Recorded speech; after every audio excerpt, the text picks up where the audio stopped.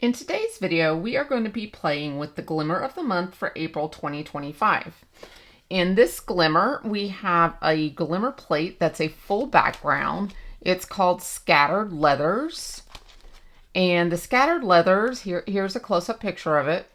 And it comes with the foil satin pewter, or that at least is what I was sent. Here's a close-up look at that. It's really pretty.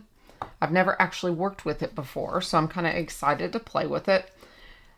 This stencil is your free deluxe caboodle for the month. So if you're a deluxe caboodle subscriber, that's when you purchase all 10 kits for a bundled price savings of 60%. You will receive this stencil that coordinates with the Glimmer of the Month.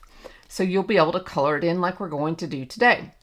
So for those that are new to the caboodle or for current caboodle members, there is a small price increase starting in April 2025. The caboodle is normally $120, and starting this month, the price is going up to $130. That's $1 extra a kit. So let's get into this and cut our foil to the right size of our plate. And then we will put our paper through our Gemini 6 and we will see what this foil looks like. I'm excited to see. I don't know about you, but I'm kind of liking to play with something a little different. It kind of has a pinkish tone to it. So I'm putting the shiny side of the foil down. Please tell me I cut enough. Did I not cut enough? I barely cut enough. We may get it. And then we're going to put a piece on top of, this is hammer mill paper. It's 100-pound weight, and I buy the one with the gecko on it. That's the correct paper to get if you're buying the hammer mill paper. It is in my Amazon shop listed below if you're in need of it. You know, I'm going to wait until I actually pull that from the attachment there before I lay my paper on it. I'm waiting for this timer to go solid green. It takes 60 seconds for it to go completely green, but that is heating up the plate while it's blinking. So once it goes solid, your plate will be ready to transfer the heat to your paper. And then you add the pressure. There it goes solid. Then the machine will add the pressure that it needs in between the heat and the pressure. This is not going to be big enough. This is not.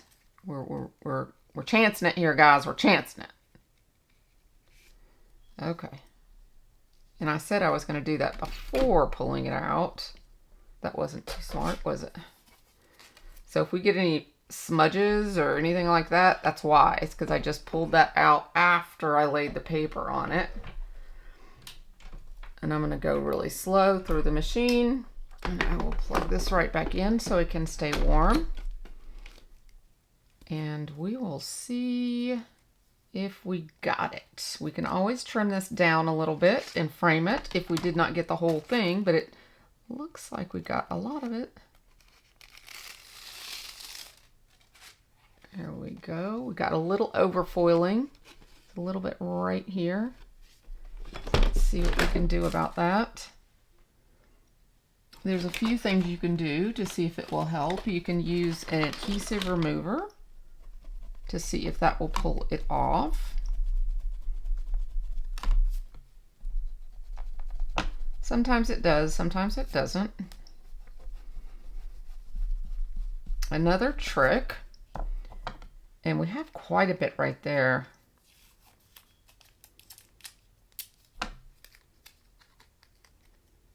Is using some Best Ever Craft Tape. It does a pretty good job.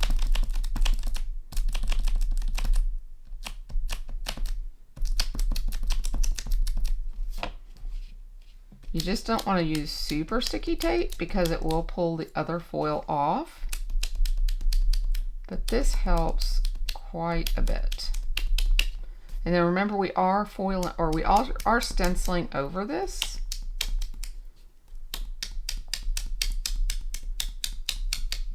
So it will be covered by the ink as well. That is a lot better. Okay, I'm going to try to do this one more time, and this time I'm going to pull out the platform and move it over to the Platinum 6 before I lay my foil, my paper, and the shims down on top of it.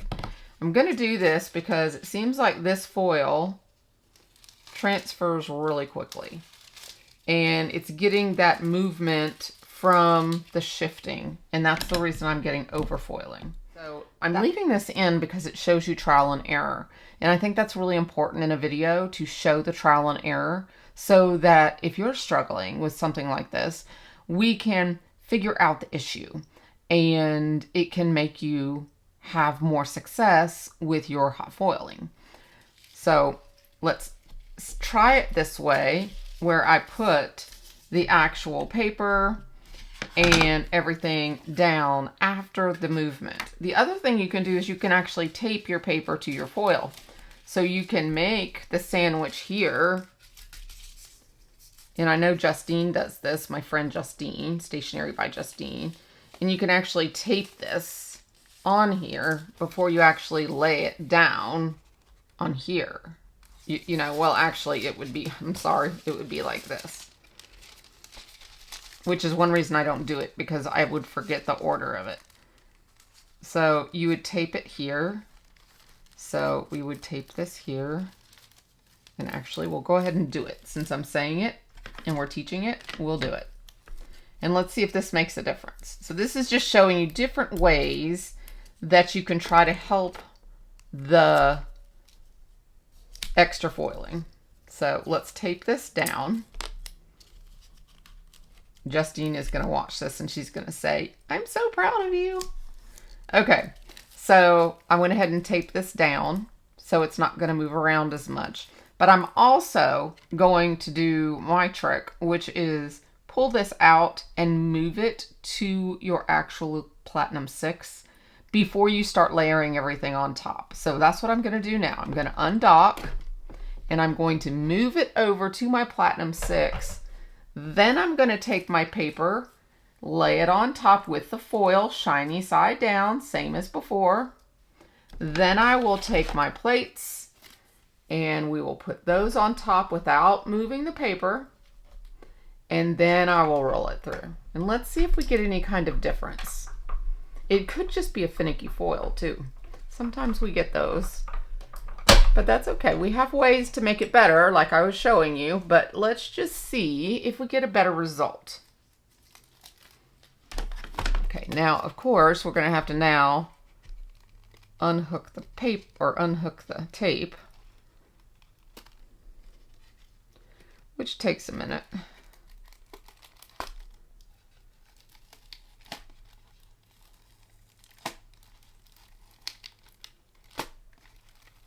And I don't usually have patience for this part, which is why I don't usually do it. But that's okay. I'm showing the technique, so we'll see if it helps.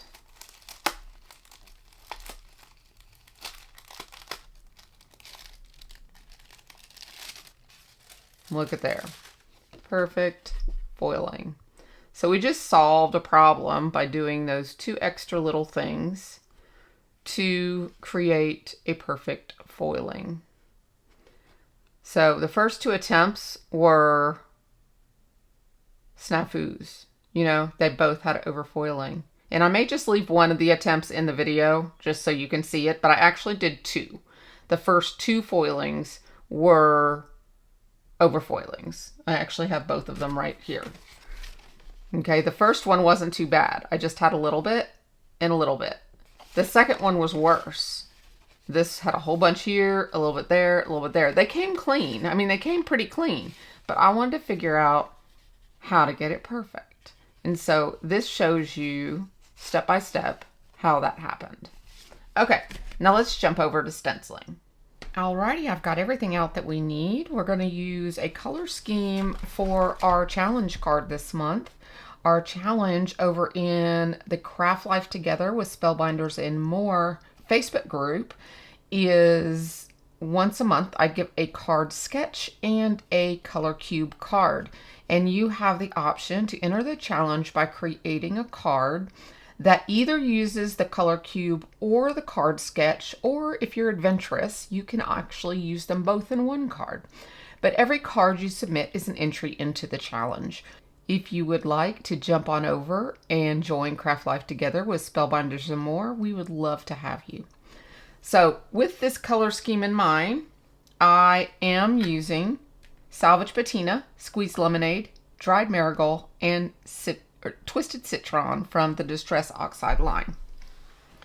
This free stencil that you get if you're a Deluxe Caboodle member is 4 stencils, and they are not numbered.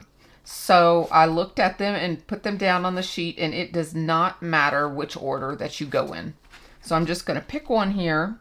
They are a little larger than your A2 card, which is nice because you have a little room here to actually seal them down and have them stick to your sticky mat, which I appreciate. So I'm going to go ahead and do that, and we will just pick, how about the Squeezed Lemonade to start with. And I'm using my oxide blending brushes, and we will just go over these real smoothly in each of the sections.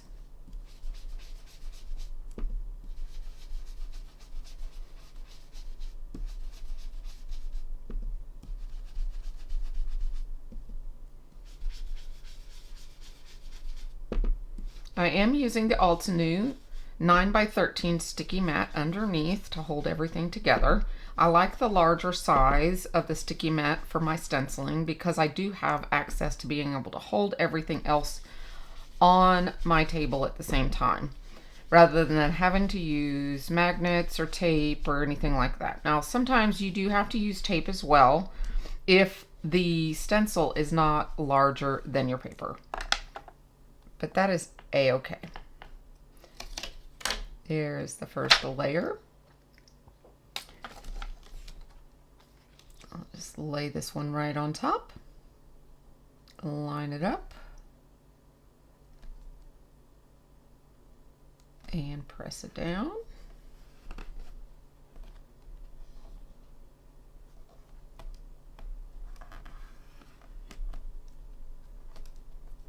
Okay, change our inks out.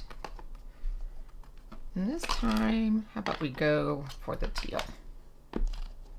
No rhyme or reason. Just whatever I feel like. Nothing planned. This is all just crafting with you. It's what I love to do, guys.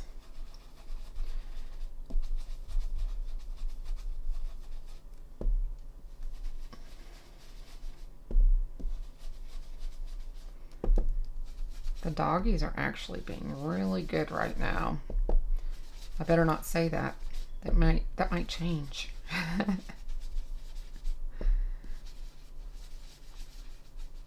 They went out playing a little while ago, and they were running all over the backyard.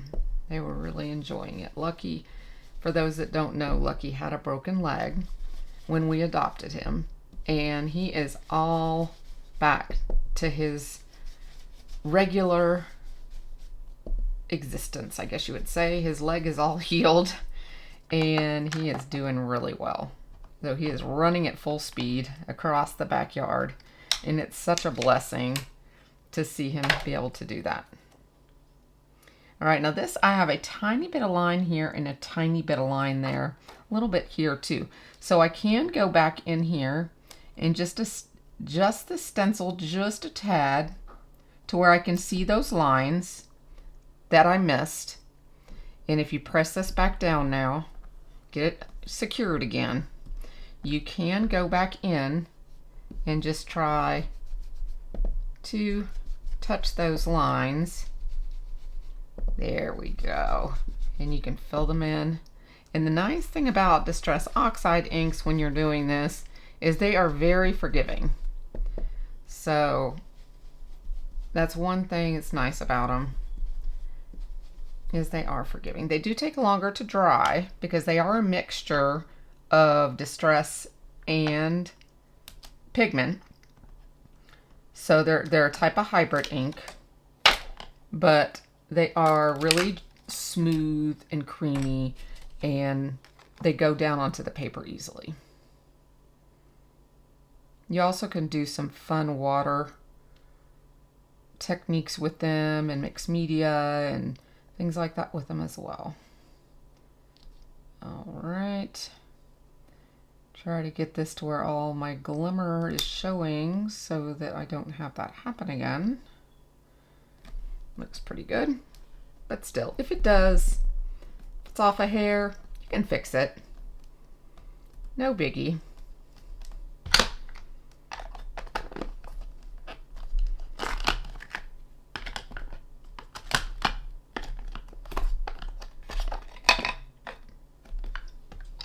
This is dried marigold.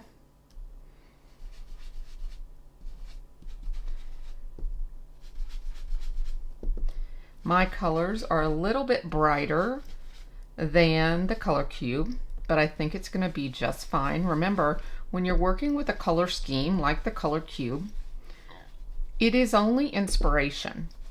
That is all my challenge is about. My challenge is about inspiring you to craft. I want you to craft with me. That's the whole goal to my challenge, or my channel, is I want to craft life with you. So that's the whole point of having a group and having a channel and having videos and tutorials and everything. My group allows me to be able to see you and to get to know you, just like you get to know me by seeing me here. Ooh, that's kind of pretty, isn't it? Kind of like a fruit salad. So when I give you inspiration, it's just to help motivate you to craft with me. And I do give a prize away once a month on the last day of the month to those that participate. We do a drawing, and one person, one lucky winner, gets the free gift. I show it. The last day of the previous month is when I show it on that live. The last day of the month in the group is when I show the gift. That should fill in those little spaces. Mostly the reason why I get the spaces off a little bit is because I'm not able to see the stencil straight on like you guys can from above. And it's because of me sitting back from the camera. I'm just going to get a little bit right there too. There we go. But at least this shows you how you can fix it if that happens to you. Really easy fix.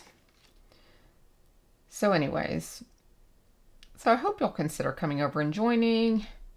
Enjoy the family atmosphere that I'm creating, and just have fun. Okay, let's get our twisted citron. This is going to be a big pop of color here. This is the one I was like, I don't know, do I need to do peeled paint or do I go for the bold? And we're going for the bold. Let's make sure this is really down. I don't want that green going somewhere else.